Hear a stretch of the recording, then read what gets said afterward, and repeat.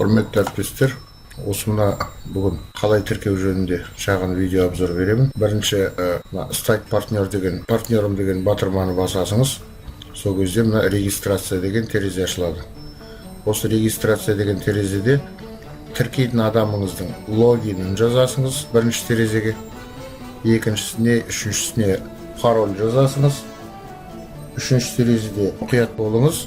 Email қатесіз жазылу керек. Болса Skype нөмірін жазыңыз, телефон нөмірін міндетті түрде жазыңыз. Телефон нөмірін мен мысалы мынандай форматта жазамын. +7 деп бастап. Сосын ссылка на соцсеть, жаңағы ВК тағы не, қандай да тіркеген әлеуметтік желінің сілтемесін жазуға болады, жазбауға да болады. Не обязательно. Сосын мына ваш партнер деген жерде мұқият болыңыз.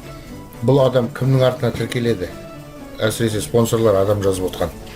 Тіркелейін деп жатқан адам кімнің артына, қай логиннің артына тіркеледі? Сол логинді мұқият қатесіз жазыңыз.